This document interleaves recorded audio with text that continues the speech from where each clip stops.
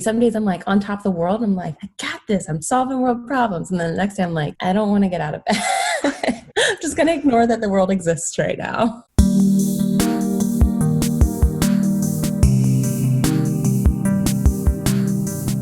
All right, welcome to the Career Therapy Podcast. Today we have Lia James joining us.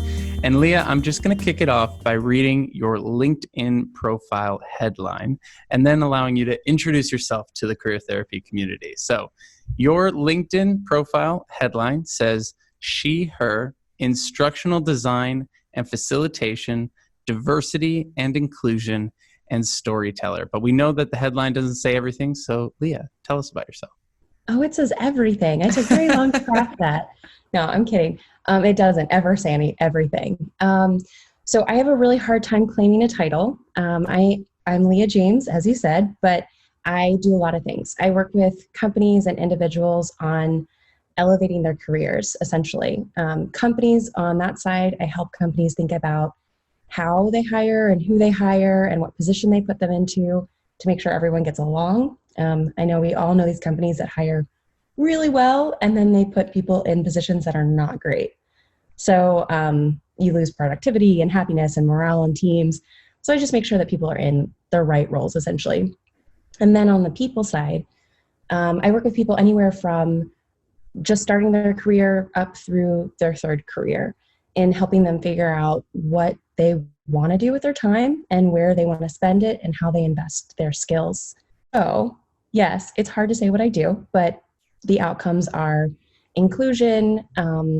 They are a lot of opportunities for people who often get left out of the workforce, and more happiness in careers, which is always good. I love it.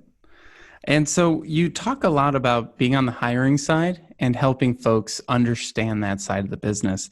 And so I'm really curious. You said you make sure that you get the right people in the right roles. And I think that's a really tricky thing for companies to get right. And it's so cool that you're out there helping those folks. And it's something that's really hard for job seekers to understand. What are some of the things that, as a job seeker who's sort of in my own world, not really knowing what's happening behind the curtain, what are some of the things, some of the insights that you've learned that you would want to share with the job seeker to really understand the hiring side of things and what they're looking for? So I think it's hard because, to your point, like we are, when we're job seekers, we're just thinking about, I just want that job, or like it sounds really good, or I don't know, they just get fixated on a role, on an opportunity, and it's understandable. But behind the scenes, you're looking at so many different things. You're looking at the initial need, because companies don't usually hire until they needed the person 5 days ago. Yep. So you have this like really important need that you need filled immediately. So you have a gap in skills for something, or a gap in productivity. And so you're thinking about that. Sometimes you're thinking about that long-term investment and how they're going to evolve over time. And then they're thinking about how the person fits into the team. What's challenging is if you lost someone that was really amazing in that role, then you're looking for even more of a unicorn than you had before. And it's understandable, right? Like, this person did all the things and they probably did more than just their job entailed. And how do you really replace that? So I don't know if that really answers your question, but I think those are some psychological things that a candidate is up against. But past that, I think the other thing is that it's rarely personal, in the sense that a company isn't rejecting you because you sucked. They're not rejecting you because they hated you, or you weren't good enough, right? Like, there might have been someone else that just had a different skill set that was a little bit more right. Or they might be choosing between some really great candidates and someone else just had a little bit something different. So remembering that it's not personal about you, and oftentimes it reflects them, not you. Yeah, that's such a big one. The not taking things personally. In I think our second podcast with Corey Davis, we talked about that too, about how the job search is one of the purest forms of a business transaction. It's they have a problem, you have a solution, Yes. we fill it, and they pay you, and that's it. Yep. And Yeah. a lot of times we get so caught up thinking about it's like our life, our identity, right? We Mm-hmm. kind of use our title. I have a quote that I'm going to be that came up in a conversation recently, that we need to separate our identity from our job title. And Oh, so I'm kind of 100%. yeah. And so when you're working with people, how do you see that show up, and what do you often tell them? Oh, I mean, I think the biggest thing that I try to help them understand is that if you can consider yourself like a business when you're job seeking, like as a freelancer or a independent consultant or contractor or anything like that, it's probably the best thing you can do for yourself because it allows you to do exactly what you're saying. Separate yourself from the job title, separate yourself from the failure, and to remember that one, it is a transaction, right? You're trading skills for pay.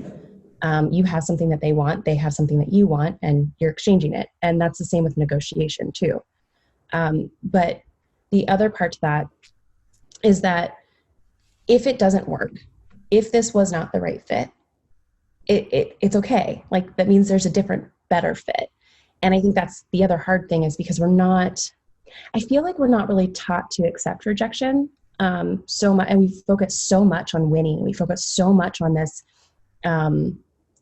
success model that any sort of rejection feels like failure, and any failure means like we're not worthy. Mm. I get it, and I can empathize with it, but it's also sad because let me give an example. Let me give an Sure. example because I feel like that might go better. So I had a student that was just needing like constant rejection. And she was, I mean, just a wreck by it. She was like, am I just like not good enough? Do I just not belong in this industry? And what I had to keep helping her understand was one, she was being authentically herself. And her being authentically herself meant that she was more likely to find the right company if she could hold out for it, right? Like if she can continue to show herself as she is, she will find the place that her skills matter and where her like life things matter too, because she was an activist and she cared a lot about other things in the world. And if those other companies that were rejecting her didn't care about those things, she actually was succeeding and not getting those jobs, right? Like she wouldn't have been happy there. She wouldn't have lasted there if she took those jobs. So wouldn't you rather want to know now and keep looking for that company that is the right fit, that does care about things you care about, that do want to make the impact statements or the impact movements that you also want to make in your life and stand for? And it's hard, I think, to see it in the moment, but later down the road, you do eventually see it. So that's how I work with people on that. But I get it. When you're in it, you just want a job. Yeah, it's so true. And I think yesterday, I love what you said here about, think of yourself as a freelancer or a contractor or a business or whatever the thing is that you need to think about yourself as, so that you're on an even playing field with companies rather Mm-hmm. than a power dynamic. When you're a company going to talk to another company, you're talking about working together to solve a problem. When you're a job seeker reaching out to a company, you're talking about, hey, can you give me something to do because I've got nothing happening over here? And Oh, that that's such a dynamic good is so different. comparison. Yeah, I also see it as like there's that imbalance where it's almost like an authority or a parent, Hmm. right? Like you're looking to them like I have nothing to offer. And it's interesting, even people that are senior level professionals who maybe lack a little bit of self-confidence. They're really good at what they do. They're very talented, but they maybe don't fully understand their full value or where they stand up in the workforce. They struggle with it in the same way where I feel like, well, I don't have anything to really negotiate on. I mean, I know my skills are good, but they still have the buying power. It's like, but you actually do too. And that's I think why I take that approach, which is you are doing a trade with them. They are paying you what they value your skills at. You are asking for what you value your skills at. And if you can look at that every time you go talk to a company, you have a lot to stand on, and you're even if you're not negotiating compensation, you're negotiating a stance within the company and Exactly. like the role. Yeah, I was just working with someone, and we're all in this huge quarantine lockdown thing, and everyone, there's two ways to respond to it, right? There's well, no one's hiring right now, so why even try the whole holiday model, right? No one hires Uh-huh. during New Year's. And then there's the, well, I just have to find a new way to do this same thing. Yep. And I talked with someone yesterday, and they got 2 offers yesterday. And That's when awesome. you see that, you're like, well, why? I asked him, I said, well, why do you think you got an offer versus all the other people that I'm working with? And he goes, well, 4 months ago, you told me that I need to start thinking about the value I provide rather than what I do. And when I started doing that and talking to people, it totally changed the conversation. And now, he got to get the one offer, use it to get an increase in the other offer, and then actually flipped and went with the one that was originally paying less. And so these things do pay off. They do work. Yeah. Knowing what value you provide works. And so I'm curious for you. You mentioned being, that idea of we're not worthy and we don't belong, and we have to lean into our authenticity to find the thing Mhm. that we do belong at, right? Because so many people are like, well, fake it till you make it. But sometimes fake it till you make it ends up being in a job where you're faking it every day and you really aren't going to make it. And so I'm kind of curious, how do you help people find what their value is or understand their skills and really put that into practice? Yeah, I mean, that's a hard one, because we've been told for so long, fake it until you make it. Um, and then you're like pushed to be this authentic self where people are like, but what does that actually mean? Is it just full of buzzwords, right? Like, how authentic is authentic? Mm-hmm. Um, I think when I work with people, one of the most important things that I do is I help them by talking through like what are their interests outside of work, right? Like we change the subject completely and we don't talk about work. One of my students that I worked with back in 2013, I think it was 2014. I think it's 2014. I had someone who had gone through a technical boot camp and he was becoming a software developer. And he was super goofy. He was determined to prove me wrong. And I sat down with him and he was like, look, you're not going to get me a job in something that I love. I'm just going to be a software developer and it's fine. I like it enough. But I'm going to really look forward to my weekends. And I was like, that's cool. Everyone can do work differently. You don't have to be tied to your work. But tell me more about what you do on the weekends. Like, what's so cool about your weekend that's not in a computer? And so we got talking and he loves fishing. He loves deep sea fishing. And so we talked all about it. I don't know anything about fishing. I asked a ton of questions. And the more we talked, the more I was like, huh, interesting. So these tools that you use in deep sea fishing, like, tell me more about them. And so he's telling me all about them and their gadgets, and they have all this cool, like, technology. I couldn't even tell you what it was because it's 2014 and I just don't remember. But he's telling me all these things. And eventually I go, so who do you think builds those tools? Like, who actually makes them work and like detect these fish that you're finding? And he was like, oh, I see what you did there. Yes. So he ended up actually going to working for a company that works in the deep sea fishing world, which is incredible, right? And not everyone's story is going to play out like that. It's just one of my favorite stories to tell. But it is really important for me when I'm working with folks at any stage in their career to understand what makes them tick and what brings them joy and what makes them feel like they have value in general in life, what makes them feel valuable.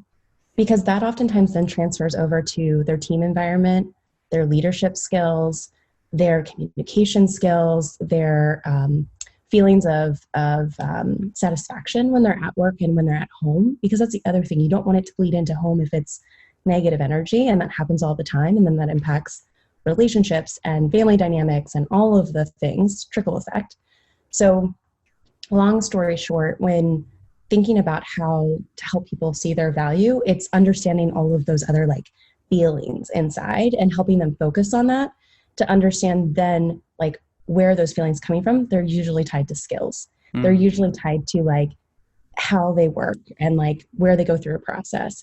And then when they learn that they can talk about those things in a job interview or in a negotiation or in a promotion opportunity, it changes everything. And that is authenticity. Like, that's real authenticity. So I guess that's what I do. I love that. Yeah, and that really does change the dynamic of how you network, of how you interview. One of the phrases that's in the email template I tell people to use while networking is, "I came across your profile and am excited to learn more about what you do." And I give that to people, and they're like, "Yeah, but I'm not excited to learn about what they do." And I'm like, "Really?" Then That's don't the talk to approach. them. Exactly. Yeah. And I'm like, also, first of all, fine, don't talk to them. There's 10,000 people you could reach out to. And second, how do you know? How do you Right. know you're not excited about this person? You have not yet met them. I think so often, oh, I think we're a little frozen. Give it a second to see if we catch up.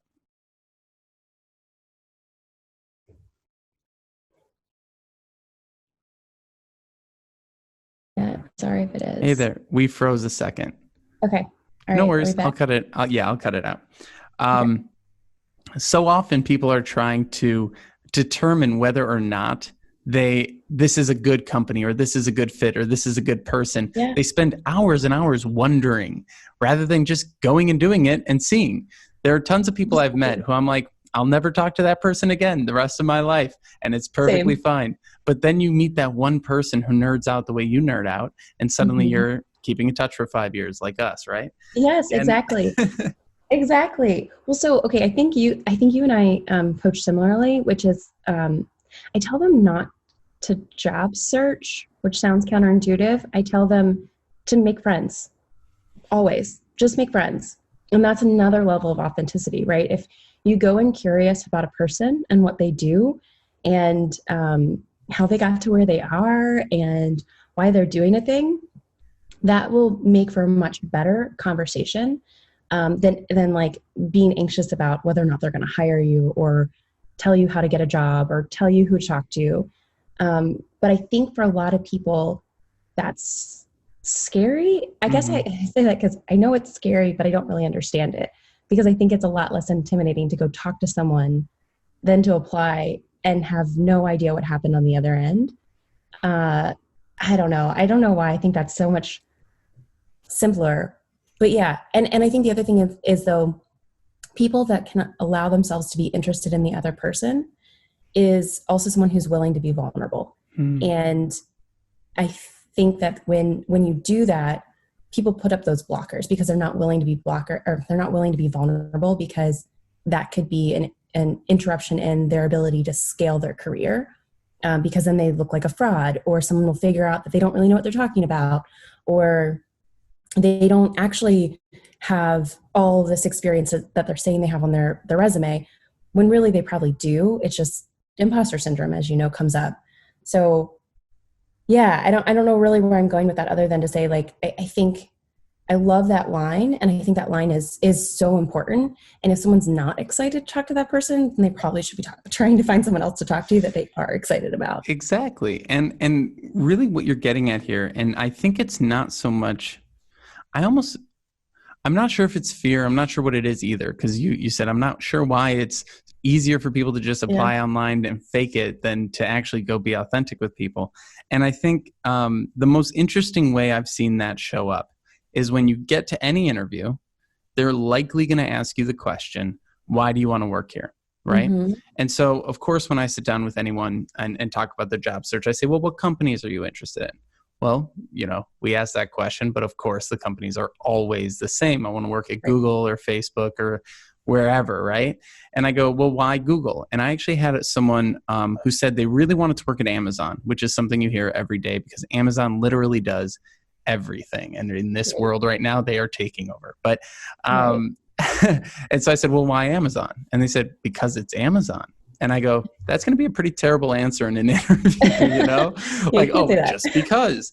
And I go, well, what is your favorite Amazon product? And they go, oh, I can't say her name because she'll talk, but Oh. the A word over there that will start chatting with me if I say it. I've had that happen in so many live streams. And so Oh, it took me a minute. I was like, the what? the Got it. the Got it. Exa, and Alexa. Got it. I don't have one. You can say it. yeah. And so I go, well, why that? And he goes, well, my background is in linguistics. and I really love language, and I'm now in software development, and I love the overlap of language and software. I'm like, so you're not interested in Amazon, you're interested in voice technology. And there's Yeah. thousands of companies that do that. So let's go down that path, because you might not get into Amazon right away, but you can at least get into the Babelfish, whatever company or something like that, and find your way down that road for the next 30, 40 years of working on voice technology. And that, I think, is such a better view of where do you want to work, that question that comes up. What are your thoughts on that? Yeah. No, sorry, I got really excited while you're talking about it because one, I got chills when you said that. Because I think that moment, that unlocking moment where someone goes, oh, right, I like it because of this. That's the conversation, right? Like that's what people want to talk about. And that's what grows your career. That's where you become super successful. But I think there's like this interesting moment when people connect or when people converse about stuff where, especially if it's with a stranger, if you're not comfortable talking about the things that you love or the things that you get excited about or the things that you geek out about, you try to keep your composure. And by keeping your composure, you might not say all the things that you're interested in. So you might just say, well, I want to work at Amazon because it's Amazon, because that's what everyone says, right? It's a simple answer. It's an easy answer. It's a nice way to it's like when you ask someone, how's your day? And you say, Right. it's going well, but you don't really mean it's going well. There's like a million other things you could say. It's the same concept.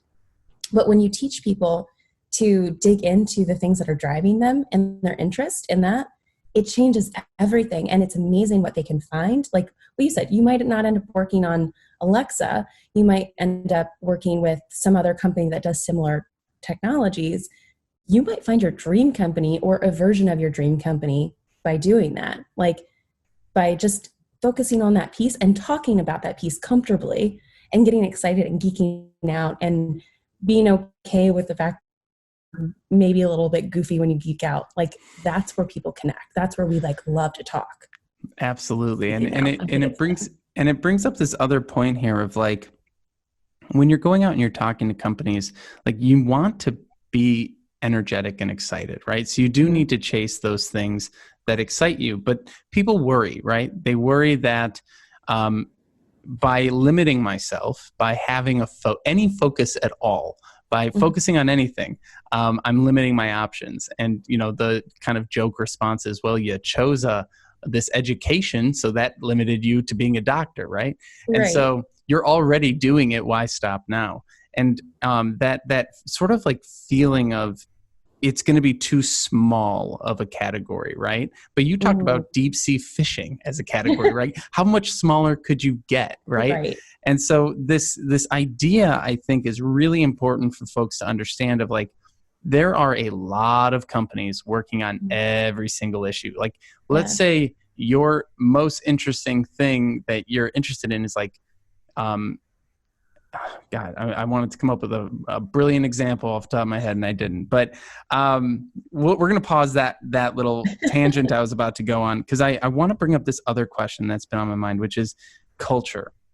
The other thing that I see limiting people's ability to move forward with any part of their job search is, the same way they would say, I don't want to reach out to that person because I'm not excited to meet them yet, is I want to find a company that has a great culture. Right. And I hear that and I go, what in God's name do you mean? I have no clue what that means. It's I understand that you don't want to be in a toxic culture. That makes sense. But what do you mean you want to be in a place with a good culture? Because no matter who you ask, if you go in and you say at the end of the interview, what's the culture like here? Everyone's going to go, it's great. Because who's going to say it's crappy on a job interview? Right. So what do you say when people are so focused on culture instead of, interest or this geeking out side of things? I mean, we have to name it, right? We have to name, what does that even mean? To your point, you say, what does that mean? I ask the same question. What does good culture mean to you? Because it means something different for everyone. We all have a different definition of what we want out of the working environment, the people that we work with, the problems that we're solving or not solving, the autonomy that we have, the environment, everything impacts good, right? So the goal there is to help people understand, step one was, what are your interests? What do you geek out about? how do we get them excited about the things that they love in life in general, and then work around it. The second part of that is to help them then do the same exercise, a little bit different, for the people they're going to be interacting with, and how they want to spend their days. I, for one, will not commute. I just don't commute. I grew up in a small town and everything was 30 minutes away, and I hate it. I love long drives. I love road trips. I do not commute. So when I was looking for full-time jobs, that was a deal breaker for me. That would impact my happiness at work and the way that I showed up. That might seem silly to a lot of people. I don't care. That's my deal breaker. And I think people, not everyone can make all of, like, it's like buying a house. You have your must-haves, your deal breakers, and then you have your nice to haves, right? Like, you have to compromise. And it's the same when you're thinking about personalities. It's the same when you're thinking about, do you have the flexibility to work from home whenever you want to? Like, all of these things are like added into the generalization of good culture. It's not just about people, but yeah, like, you can say I don't want to work with assholes, but, like, again, what does that mean too? Like, Yeah. Yeah. Especially because you can join a team and it can change. Like, I know someone, I was talking to someone the other day, and they're like, I joined the team because the CEO used to work for Disney, and then he left a week after I joined. And I was like, that's going to happen. So maybe make your decisions based on some other criteria. Yeah, that's a good point. Someone told me at one point in my career, I was having a really hard time leaving a job that I knew I needed to leave because I loved all the people that I worked with. And someone said, you can't make your career decisions based on just solely the people that you work with, because everyone will make a decision to leave at some point. And when that one person leaves, it changes the entire dynamic of like that culture and that family. So you can't make all of your decisions to stay or go based on the people. And that's hard to say, but it's true. And just to put a little pin in that point, it doesn't mean that you shouldn't think about it at all. I think when you're networking with people, it's good to gauge, not to ask them the culture question, because I just think you never get a good answer, but to just be like, what do you like most about your job and what do you struggle most with? Those two questions will tell you everything you need to know. And if they go off about how much they hate their coworkers, either that person's toxic or the environment is probably one you want to avoid. And so really good things to keep in mind. And so when, let's say someone does this, right? They go, oh, wow, I figured out what industries I'm interested in or categories or whatever the thing might be. But it is so far away from what I've done in the past. My skills don't match up. How do you help people figure out that connection of taking their old skills and relating them? Because I think the key thing that people hear is you don't have enough experience, and which is just a lazy excuse for we don't have an answer. But we kind of get that feeling, right? So how do you help people transfer those skills or talk about those skills in a new way? Yeah, it's neat because, like, when you get talking about competencies, skills, abilities, and knowledges, it really unlocks a lot of things and empowers people to be confident in what they have to offer other folks. So if we go back to our earlier conversation about being competent and having the ability to look at yourself as a business going after another business, it's similar. I was working with someone yesterday actually about how to look at their past experience. They've been all over the place, right? They've worked in restaurants, they've worked in heavy equipment, they've worked in a sales department for a large tech company, they've worked at a fishing dock, like you name it, they've done the things. And so going through that, he kept saying, I don't have skills to do what's hiring right now. I don't have the skills. Like, I would need to go back to school, or I would need a certification, and I need a job now. And so we were like, okay, but like, let's talk through what you've done in all these things. Like, stop talking about the tasks and start thinking about how you showed up and what was the value that you provided. And what we got out of it, he's an amazing leader. He's great at communicating. He's great at training. People love him. People continue to hire him back because they love the way that he interacts with customers and with other staff members. No matter what industry he's been in, it's been the same feedback. So helping him understand that he can take those skills and apply them to a customer service role. He can apply them to a sales role. Like, there's a reason he was able to work in heavy equipment and at a sales department for a large, like top Fortune 500 tech company. Like that, those are important things to be able to see that you're that flexible.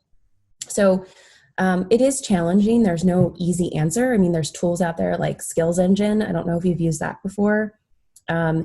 It pulls from some dated information, but it decodes jobs and highlights the skills that someone would have in those jobs. So it'll show you, if you throw your resume in, it'll show you that you have like critical thinking, and that you have empathy, and that you have leadership skills.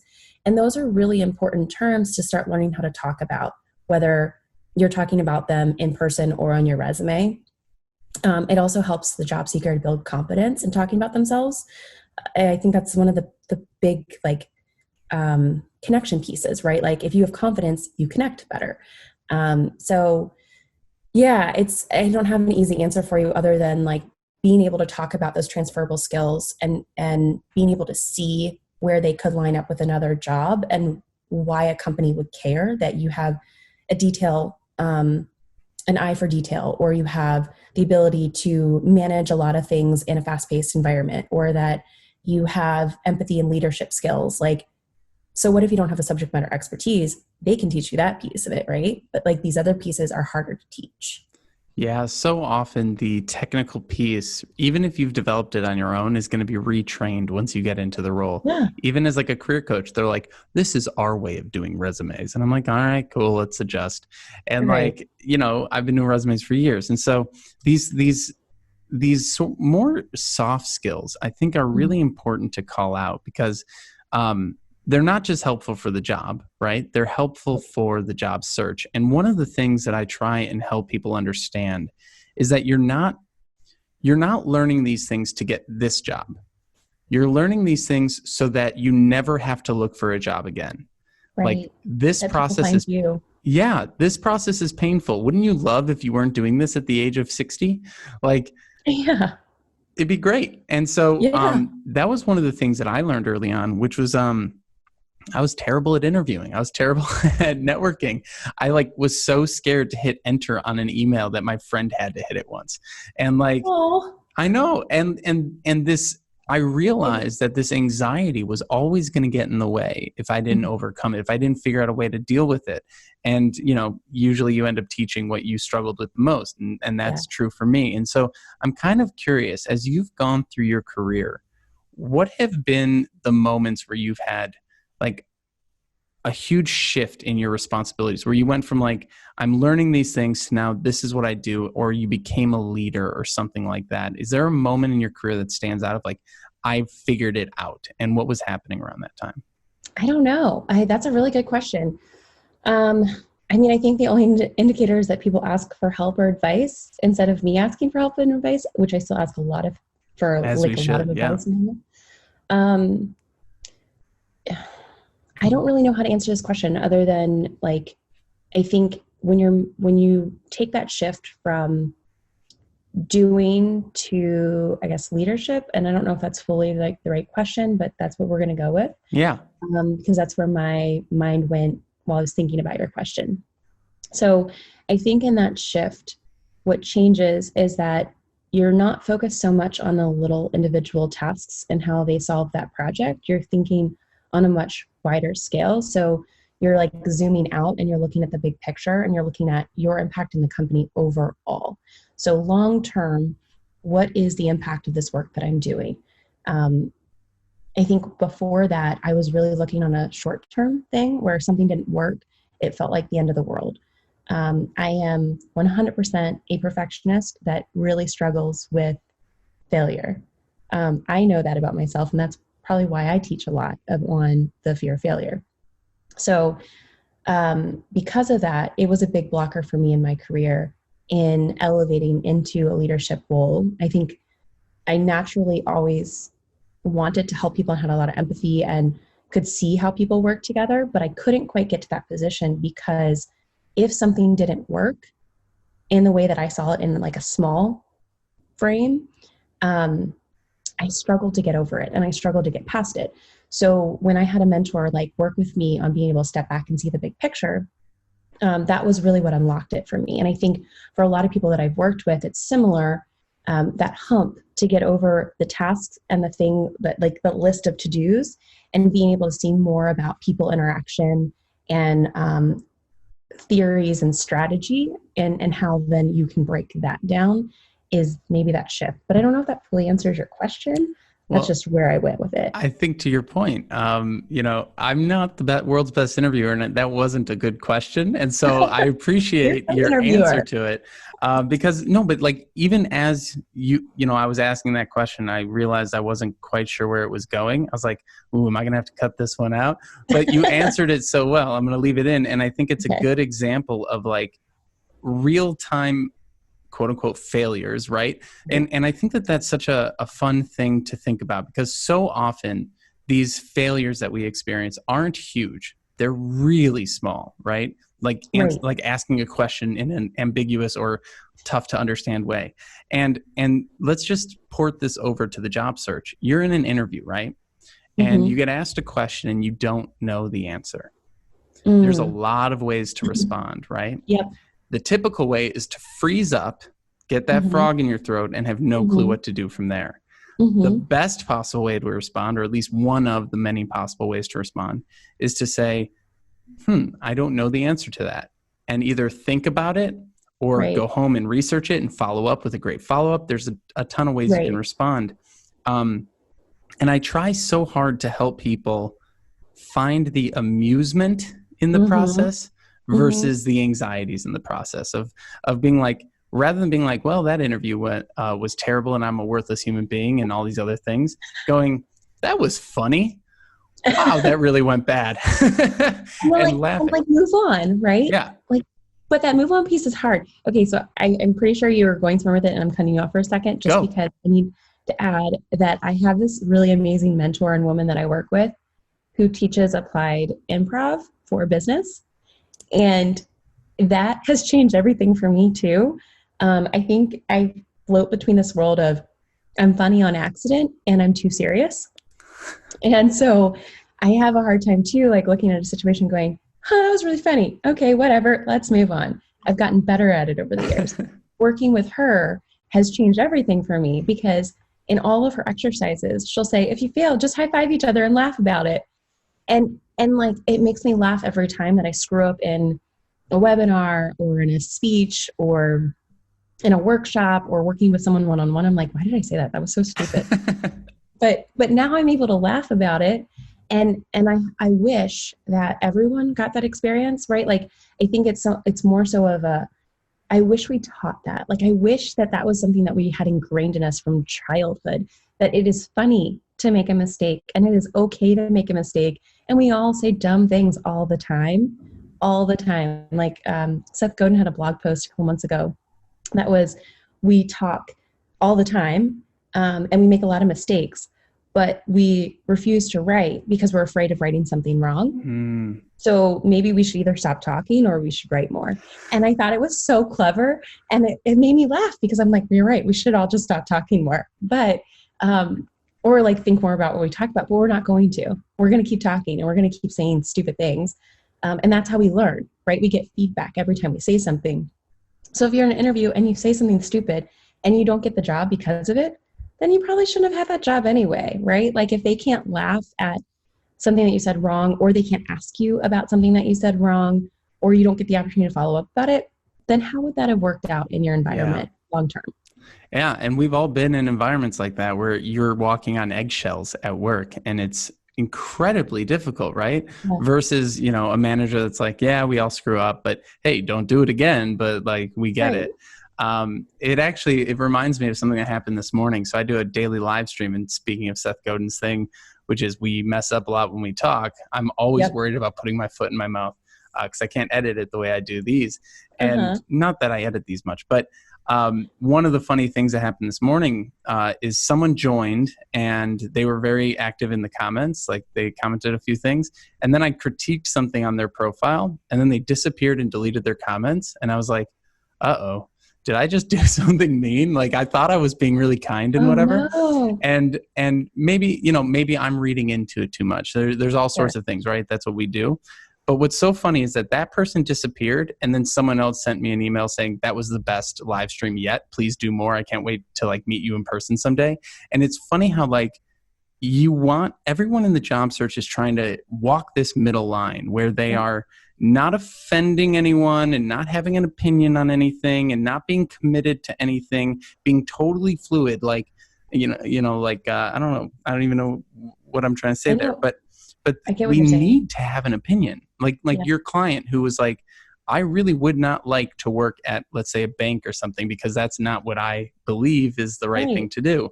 We need to have some sort of a strong opinion for them to even remember that we were in the room, right? And so how have you sort of seen that? Have you seen folks like really start to own their opinions in this process? And has it gotten them in trouble, or has it always kind of worked out for them? I mean, I'm not having any that really pop up that have gotten them in trouble necessarily. Rejection, yeah, like lots of rejection. The more opinionated we are and the more we show ourselves, the more we're going to face rejection. But that doesn't mean it's a bad thing. As I said earlier, like that's actually you weeding out the things that you would not enjoy working in or the jobs that you wouldn't want long term. And, like I hate this comparison. I think we've talked about this before, but it's like dating, right? Like sometimes you go through all the wrong people to get to the right person or one of the right people. And you have to stand up for the things that you want. Otherwise, like you're not yourself and you don't get to show yourself. You don't get to bring yourself to work or to relationship or to whatever you're doing. Sports, same thing, right? And ultimately that means that you're not happy and you're not going to be successful. So it is a hard process to get someone to that point where they're comfortable speaking up and being honest about who they are and honest about their opinions. It's hard for leaders. Like job seekers think it's just them in that role that is like trying to perform. But it's leaders too, right? Like they don't want to be caught as a fraud, or they don't want to be caught not knowing something that maybe one of their employees knows more about. But the reality is when we're a little bit more honest about what we care about or what we do and don't know, that's where we're able to do more with the work. We're able to do more as a team. We're able to be happier at work because we're not hiding so much or covering. And it doesn't work out all the time. Like I had one student who, and I say students because I worked at two different. I never know what to call people. I know it's so bad. I shouldn't say that. And I still work with them, 5 years later, occasionally when I'm not in like working there anymore. Right. So weird. I'll stop calling them students. People. I worked with this individual, and he had a job interview. Everything was going really well, and the last interview was with, I don't know that it was the CEO, but it was one of the head bosses. And like, he was kind of a jerk and he was really rude to the other women who were in the room. He was very dismissive of the guy that he was interviewing. Either way, at the end, he got an offer. The offer was much lower than he was expecting. He still really liked the work that the company did. So he countered, and his counter wasn't crazy. Like it was like 10% more, which is what you would typically expect a counter offer to be. And the company just straight up like rescinded the offer. What? Yeah, like didn't talk about it, nothing. This is one in out of all of the people I've worked with that's ever happened like this. Dodge a bullet. And there were a couple things like after we talked about it that we kind of like picked up on. And in that last interview, there were a couple times that the head boss was rude and the guy kind of interjected to kind of like ease the situation. And so he probably deflated his boss's ego, right? Like he probably made the boss not feel great. And even though he was doing the right thing in trying to create a better environment, he still felt like he didn't stand up for the other people in the room as much as he could have, but he felt like the power dynamic kept him from doing that. But like, these are real scenarios that happen in everyday situations, not just in interviews. And so like, if it's going to happen in an interview and you do a thing that you don't even feel like is your full self and you got rejected, like you got the job, you counter offered, and then it got rescinded without even a conversation, that feels really crappy in that moment.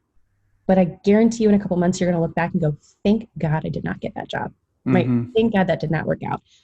And that should be a moment where you go, I don't want to work there because I couldn't even be myself and it didn't stand for what I care about. So like those are other things. And I get it that when you're in the moment and if you really need a job, that's not a great feeling. But I think that the job search goes faster. Maybe faster is not the right word, but it can go faster when you're really narrow focused and like, or laser focused in the things that you want out of a situation, the offerings that you have for them and the value that you can provide, and that you can be a little more true to yourself and authentic, that word that we all love, but we don't always do. It allows you to like find those other people that you actually can connect with and do those things with. Yeah. And I love that you brought leadership into it too, because we've, a lot of people, the majority of people have worked for a leader that's wishy-washy or a flip-flopper, where every day you come in and you're like, I don't know what this person wants me to do. And then they come to you and they're like, Martin, oh yeah, froze. we're frozen a little bit. Yeah. So we've all worked for a boss, or chances are we've all worked for a boss who has been non-committal or flip-floppy or whatever it might be. And I think non-committal is probably the worst, right? You go to your boss, you need an answer so you can move forward with something. And they go, well, I don't know. What do you think? And they kind of like hem and haw and never give an answer and never commit to anything. And that is bad leadership, right? Like you need to have a leader that is confident in the direction that you're headed so you know what to do, right? And there's this spectrum that I see of people who are lacking confidence. So that's the bottom end of the spectrum, people who have the right amount of confidence, and then people who are cocky. And we don't want to fall into that cocky camp. And I think so many people fear confidence because they think confidence is cocky. But the truth is, they're not even close to confident yet. They're at like undercutting their own abilities. Like, and so, saying things like, I just graduated from, I'm new to this area, I'm blah, blah, blah, like saying those things and then trying to make a pitch. It's like, I started my business today. Would you like to hire me? It's like, no, I want to work with the people who have results. And so most people are constantly underselling themselves or undercutting their pitch. And I'm just trying to get them to confident. But then you get those people that are just like, I work with a lot of salespeople, just a little too much on the other side, and we got to tamper it down, a little humility in there too. And I'm kind of curious what your thoughts are on that spectrum and what you think helps people go from underselling themselves or undercutting their own pitch to getting to that, like, just here's what I do and I'm confident in it. Practice, right? Like in coaching, helping them be able to see that. But I also like to remind people that they don't like working for someone that's wishy-washy, right? It's really hard to make hard decisions. It's hard to tell someone no. It's hard to tell someone they're wrong. It's hard to tell someone that they're not working out and you got to let them go, right? But it's the right thing to do because it's right for everyone. It's not just right for you as the leader. It's right for the person that you're letting go because they are suffering and everyone on the team is suffering. There's a woman that I worked with who I just absolutely adore. And she is this brilliant human who, when she looks at a problem, like I can see it. She's like deconstructing it in her mind, so cool. Like a transformer, like just like pulling out the pieces and then putting it together in a way that it did not belong in the first place, but like now is way cooler and you could have never imagined it. She was on a team that was not like that. The team was, let's make a product, let's make a project, let's answer the questions. And they just were fast paced. And like, once you made it, it was done, on to the next thing. Right. But like you had to do it really well the first time around. And she just didn't belong on that team not because she wasn't good enough, but because it was the wrong match. Like she's excellent. And what she couldn't see was that by her staying there and her boss, this was the other piece, the boss kept trying to make it work for her, kept trying to like, because I was coaching both. So the boss was like, we've had so many conversations, we've put her on a PIP, we've done all these things and she just isn't working. And I'm like, it's been a year.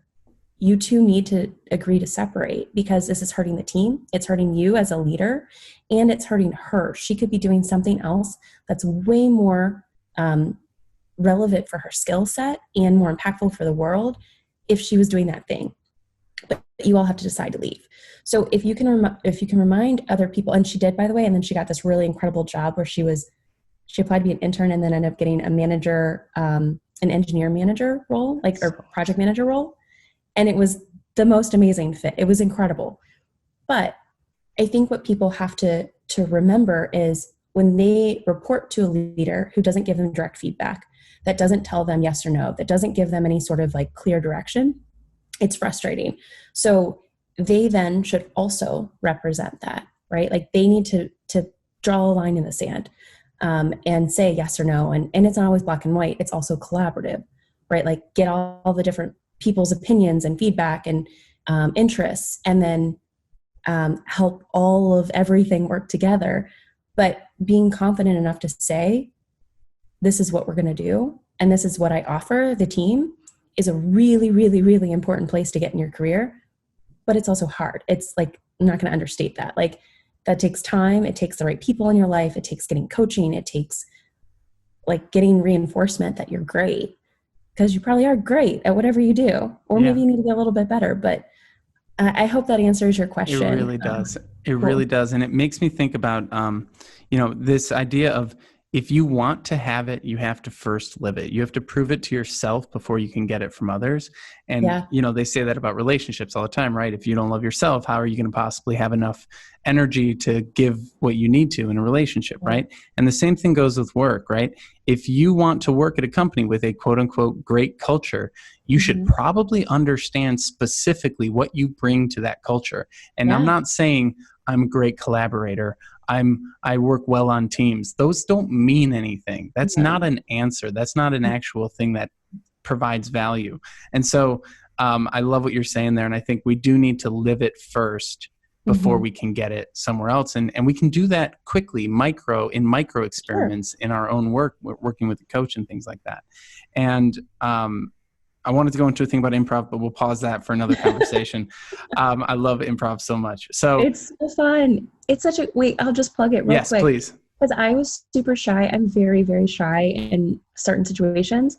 But improv is amazing at helping you think on your feet, respond, practice active listening, and be a little bit more confident.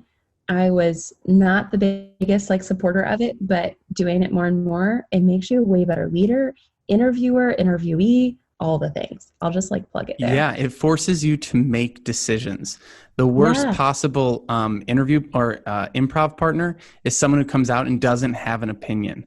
And that's something you learn day one, where if two people walk into a scene, so we're going to nerd out about improv now. So if two people walk into a scene and the other person goes, "So who are you?" That's the worst opening ever, because you stand there and you go, "I don't know, man, you make a decision," right? And so, but if someone comes in and goes, "Hello, son," you're like, "I'm this person's son. I know exactly how to respond." And it forces you to make commitments. And that's one thing that's really taught a lot beyond the whole yes and everything like that. And I love this idea of making strong decisions in order to move things forward. And I remember when I did improv at IO in Chicago, the day that I had to play a cow who got milked was the day I realized that there's never going to be an interview or workshop or talk that I give that will ever be this embarrassing. And I can basically wing everything the rest of my life. You're set after that. Totally I was set. This has been the weirdest thing I've ever done in front of a room of people. So I want to give my 7 takeaways from our conversation today. And then we're going to open it up for you to share where folks can find you. So my 7 takeaways here are: number 1, companies don't hire until there's a need. So you need to understand the need. A lot of needs in that sentence. Number 2, it's not personal, it's business, which is one that's come up in previous podcasts and is so important to keep in mind, but hard to live out. Number 3, separate your identity from the job title. Number 4, think of yourself as a freelancer or a business owner. Number 5, start with your interests outside of work in order to find what you're authentically interested in and therefore find your authentic self. Number 6, don't job search, make friends. And number 7, zoom out to see the whole picture and understand your impact. Lia, I've absolutely enjoyed having you on the podcast here. I know these are going to be so helpful for the folks in our community looking to build their careers right now. Where can they find you and follow along with what you're doing online? First, I want to say this has been a blast. It's always so much fun. to catch up with you and chat about all the career things. But they can find me on LinkedIn. So my name is spelled Lia, Leah, and last name is James, like Jamestown, Virginia. That's I'm from Virginia, and that's the easiest reference I'm going to give. And I was made fun of for that at one point. They can find me on LinkedIn, Lia James, Liajames. I'm on all the other social media channels too, but I don't post a lot about work on Instagram. I just do a lot of retweeting on Twitter, but you're more than welcome to find me there as well. You're just going to find more of my work on LinkedIn and advice and stuff there. I love it. Thank you so much for joining us today, helping people find better careers and become better leaders. And I'm so excited to stay in touch and talk to you again in the future. Absolutely. Thank you for having me, Martin. Have a good one.